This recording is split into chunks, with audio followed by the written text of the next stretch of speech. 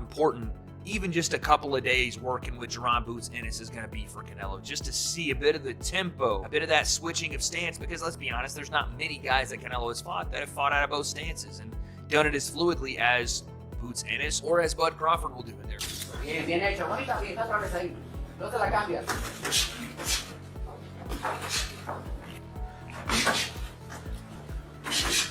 Crawford fight, not Crawford. I don't think Boots fight like Crawford at all. That was just, I think the comparisons they was making initially was just as they both were switch hitters and they both could be so naturally. That's really the only thing that they do the same. The boxing world is in shock after reports surfaced that Canelo Alvarez has been sparring with Jaron Boots Ennis in preparation for his showdown with Terence Crawford.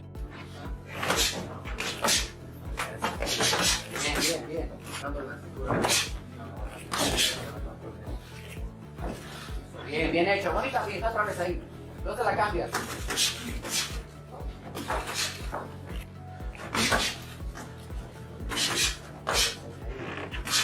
Suavecito y remate. Remate rápido.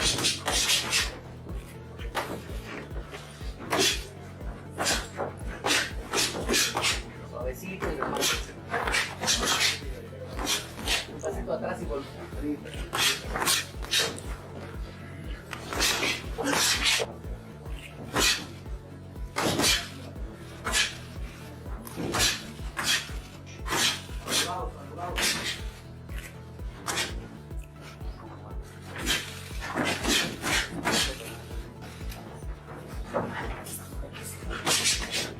Many view this as a bold statement of intent from Canelo's camp.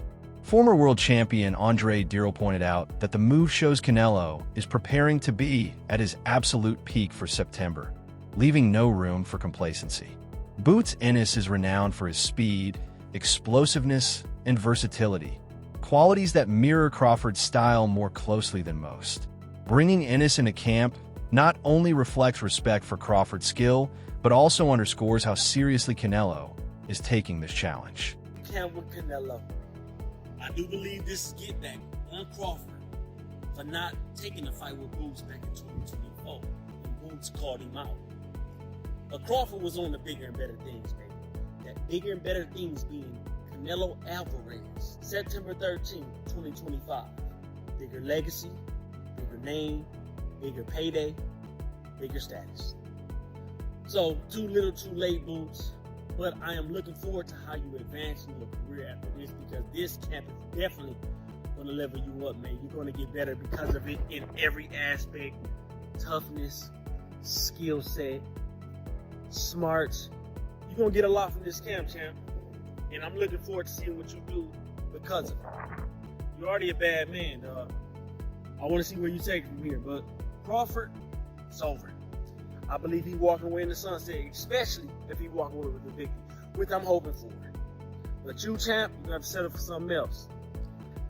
Get Canelo that work, man. He don't need it. He don't need it. According to Roy Jones, Canelo got to be on his A game. You got to be on yours too, man. We're looking forward to seeing what you do after this. It's raining on me right now, so I'm going to cut this short, baby. But Boots, get somebody else, champ. Get somebody else. I'm out. Boxing Orbit sent shockwaves through the boxing world after tweeting a photo of Canelo Alvarez sparring with Jaron Boots Ennis.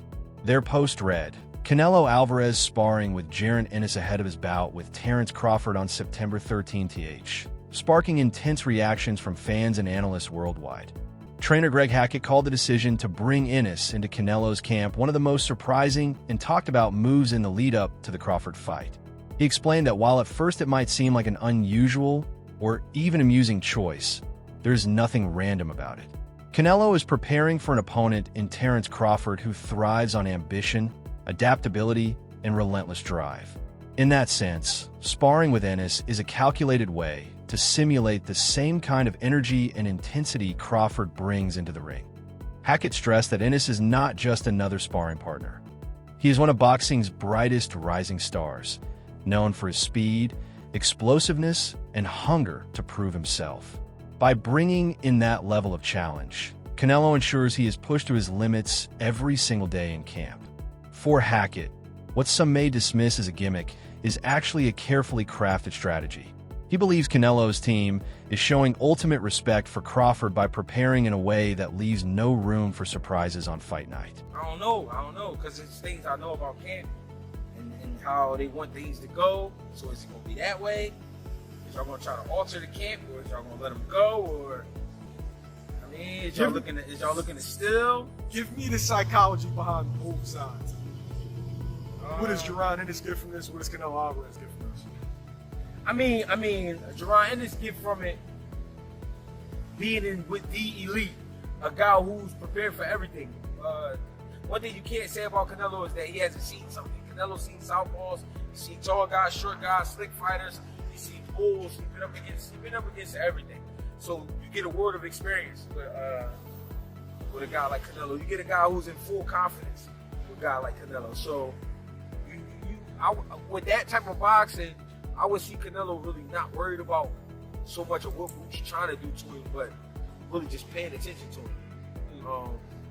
But then it's the same, like, I don't know, I can see Boots kind of like, I think the mindset for Boots would be not only to prove I can hang, but to also be trying to see what would come with this shit.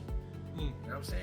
I don't know, but I don't think I would do that. I don't know. It's just me. I just think, the only reason I say that because I think Boots can get that fight. I think Boots can end up in a fight. And I'm saying that because, you know, the reason I say I wouldn't do it is because I wouldn't spar you and then a year later they fight. I mean, that's for as much as it does for Canelo, it does for Boots, though, right? If that were to be the case. Yeah, but there's so many ways it can go. And what I'm saying is, if I was to be where Boots is right now, one thing we can all agree on, everybody hate Boots right now. They mad at Boots, right? Jose Benavidez Sr. has brushed off the buzz surrounding Canelo Alvarez's sparring choices, making it clear that his camp refuses to be distracted by online chatter. In his view, the only thing that truly matters is what happens when the bell rings on fight night. Benavidez Sr. pointed out that fans and media often put too much stock into sparring partnerships, forgetting that they are simply tools for preparation. Whether Canelo sparred with Jaron Boots, Ennis, or anyone else, he argues, it doesn't change the reality that Terence Crawford is a completely different challenge. For him, real results aren't decided in sparring sessions, but under the bright lights of a live fight. His words serve as a reminder that while headlines and training camp narratives can stir excitement, seasoned camps stay grounded and focus solely on their own strategy. You know, whatever, we're not even like thinking about it anymore, and you were just like, you know, Canelo is slipping and stuff like that.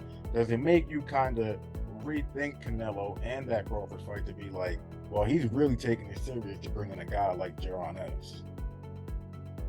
Well, like I said, you know, I don't really focus on that. You know, we stay in our lane, you know, and try to get better ourselves. And whatever they do, whatever they decide to bring in or whatever, you know, I'm pretty sure they have a plan. But I don't really focus on what other people do. We focus on what we do in order to get better ourselves. Because we do have a lot of things that we need to fix and get better at. So my respects to whatever they do or whatever they're doing, you know, but at the end of the day, you know, I think it's a good thing, but we don't really focus on that, you know, what other people do. You know, like I said, we got to get better at our craft. Brian Norman has added a more critical voice to the discussion, arguing that while Jaron Boots Ennis is a sensational fighter, his style doesn't truly reflect that of Terence Crawford. According to Norman, the only real similarities between the two are their physical build and the type of power shots they throw. Beyond that, their approaches are worlds apart. Crawford, he explained, is a master of switching stances, setting traps, and adjusting strategies on the fly, whereas Boots is more explosive, direct, and aggressive in his delivery. Norman cautions that while sparring with Ennis will certainly push Canelo and provide a tough challenge, it won't fully replicate the unique puzzle Crawford presents inside the ring. His comments serve as an important counterbalance to the widespread praise, suggesting that while the move is valuable, it has its limits in preparing for a fighter as versatile and cerebral as Crawford. I mean, I think it's good work out of Crawford. I don't think Crawford fight, not Crawford. I don't think Boots fight like Crawford at all. That was just, I think the comparisons they was making initially was just as they both were switch hitters and they both could be so naturally. That's really the only thing that they do the same. They don't do anything else the same, literally. So I never understood the comparison in that myself. But I think it's still a good look because all work is good work and you want the best work. You feel what I'm saying? So if Jaron Ennis is supposed to be the best work, even though he was a 47-pounder and now going up to 54, which is the same thing that Crawford was. I don't know, man. I don't know. But I do think that Boots getting a lot of unnecessary backlash about doing it, though. I don't agree with the backlash he's getting about, you know what I'm saying, going to spar, getting that paycheck, getting that experience. Because I think he needed it anyway. I always talk trash about him, always staying in Philly, hiding in Philly. You know, they want to go outside to spar. You know, they want to go outside to do anything else. So in this case right here, I think it's well needed for his career. It's needed for the building of a fighter. You know what I'm saying? You got to go out. You got to go in certain different types of territories and, you know, places and get that kind of work. So, I mean, I think Boots getting a lot of unnecessary criticism. And if I'm defending him, you know it's real. You know what I'm saying? So I think he's getting a lot of unnecessary criticism, talking about sellout and all of that. That's some bullshit. Ade Oladipo offers a sobering perspective on where Canelo Alvarez stands today compared to his prime years. He points to the 2018 rematch with Gennady Golovkin as the moment when Canelo looked at his absolute best. That Oladipo reminds was 7 years ago. Since then, while Canelo has remained an elite fighter, he hasn't appeared quite as sharp or untouchable as he once was. This raises the question of whether even the smartest training adjustments, like bringing in Jaron Ennis for sparring, can truly bridge the gap between Canelo's current form and Terence Crawford's peak momentum. Oladipo's assessment adds subtle pressure on Team Alvarez, suggesting that the intensity of their sparring may reflect an awareness that today's version of Canelo requires extra reinforcement to match the challenge Crawford presents. I don't think that Crawford is fighting the best Canelo anymore. Again, the Canelo I'm talking about, I mean, second Golovkin fight, I thought was fucking incredible. That was... what's that? Jeez, that feels like a long time ago. Second Golovkin fight was 2018. So I'm saying peak Canelo, although still very, very good people, peak Canelo for me was 6 years ago. It's a long time, or 5.5 years. That's a long time. In fact, exactly 15th of September. So it'll be to the day 5 years.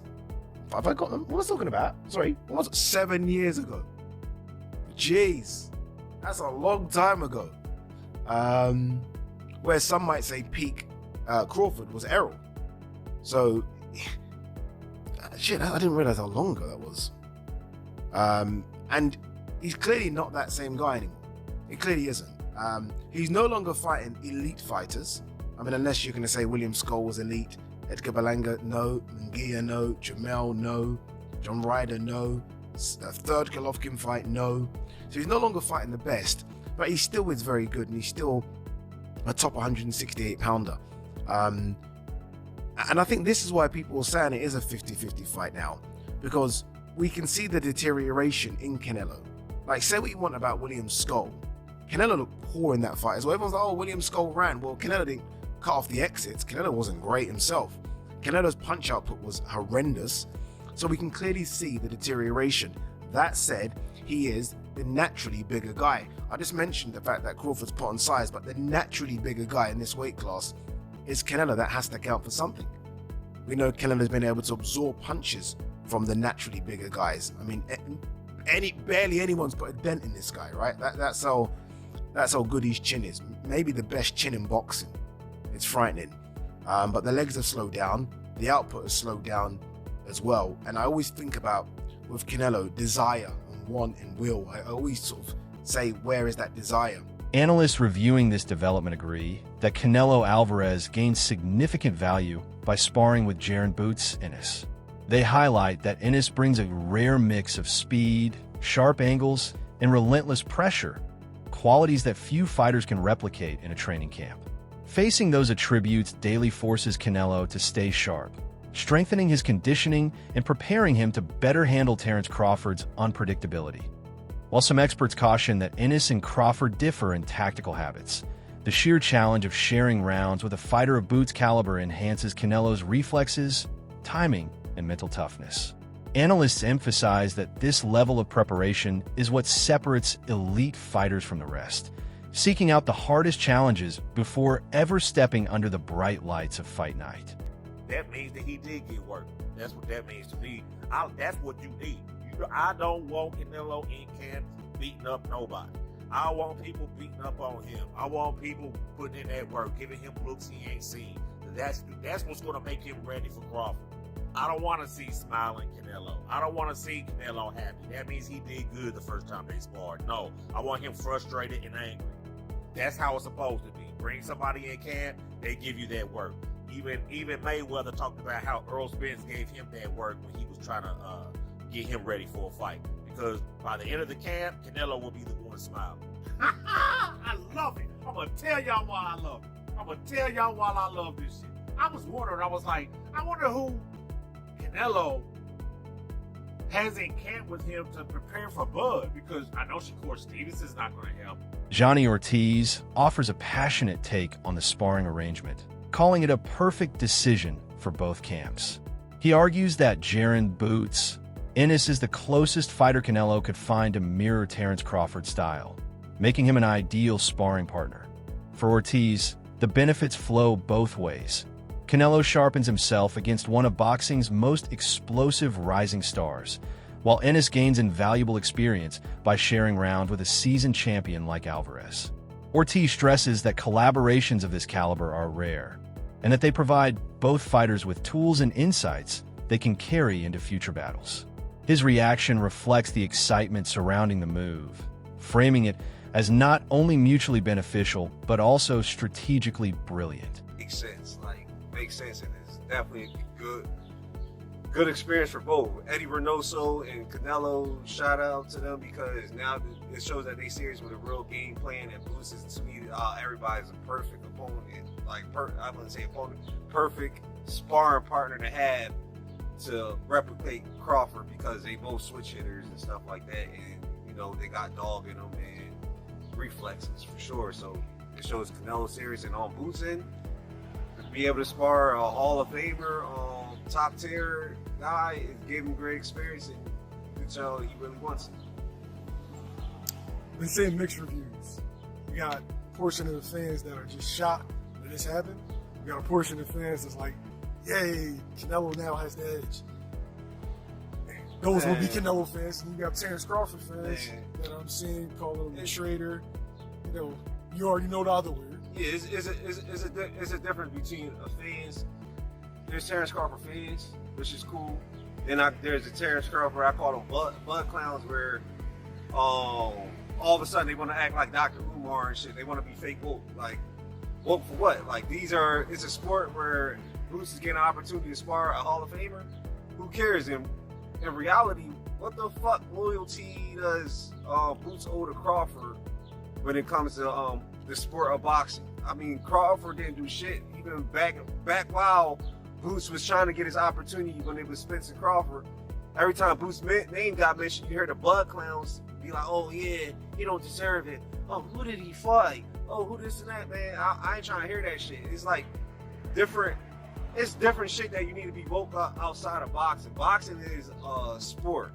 There's shit that we need to really come together. I didn't see y'all come together like 5 years.